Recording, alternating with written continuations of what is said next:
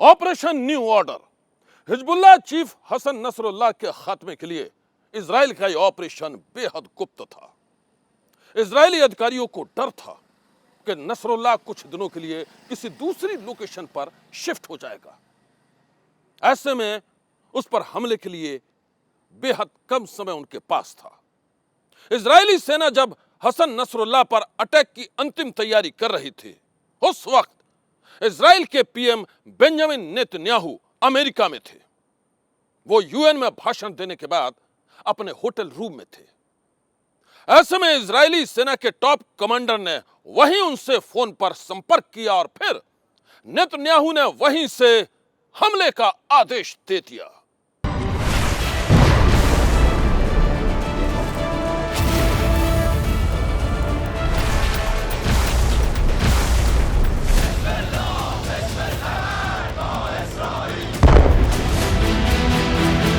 Israel के प्रधानमंत्री Benjamin Netanyahu ने शुक्रवार को यूनाइटेड नेशंस में भाषण देने के बाद अपने होटल रूम से ही हिजबुल्लाह के हेडक्वार्टर पर हमले की इजाजत दी थी।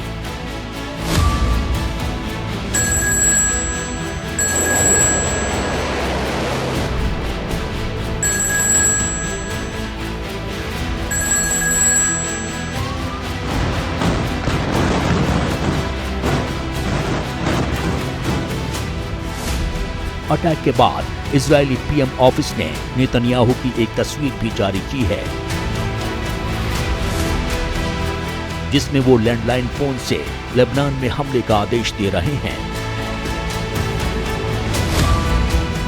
और इसके बाद जो हुआ उसने हिजबुल्लाह के साथ ही उसके चीफ हसन नसरुल्लाह की नियति को भी तय कर दिया।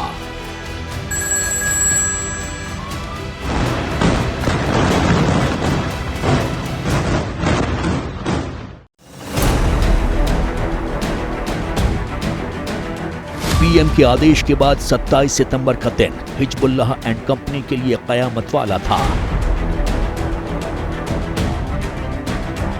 शुक्रवार की सुबह कोई आम सुबह नहीं थी। रात से ही लेबनान की राजधानी बैरूत बम धमाकों से गूंज रही थी और टारगेट था हिजबुल्लाह का वो हेडक्वार्टर जिसमें इजराइल का मोस्ट वांटेड नसरुल्लाह छिपा हुआ था।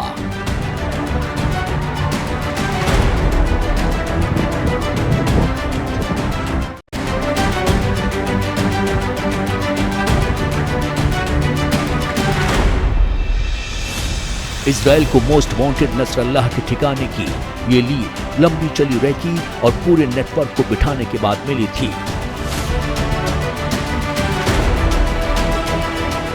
अटैक की फाइनल प्लानिंग के बाद जैसे ही पीएम नेतन्याहू का ग्रीन सिग्नल मिला, हिजबुल्लाह का हेडक्वार्टर इजरायली रॉकेट के धमाकों से गूंज उठा।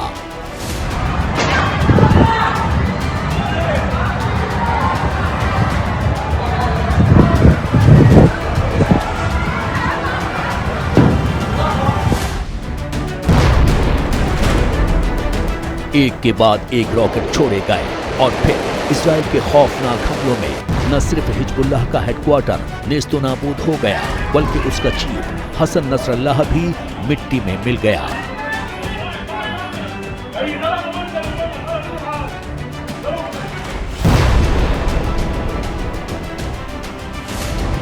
सुरक्षा विशेषज्ञों की माने तो ये इजराइल की बहुत बड़ी कामयाबी है। ऐसी कामयाबी जिसने हिजबुल्लाह की कमर तोड़कर रख दी है। या अल्लाह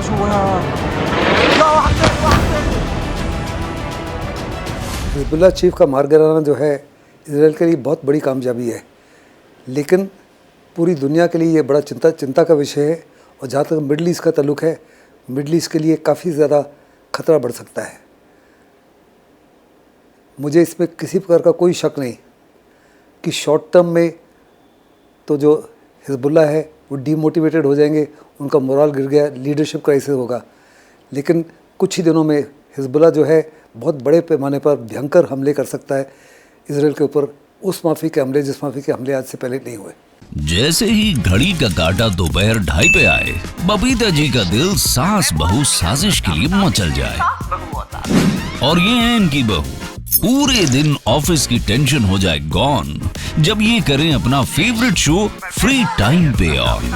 इनकी तरह आप भी देखिए अपना फेवरेट शो अपने टाइम पर और डाउनलोड कीजिए एबीपी लाइव ऐप अपने स्मार्ट टीवी पर।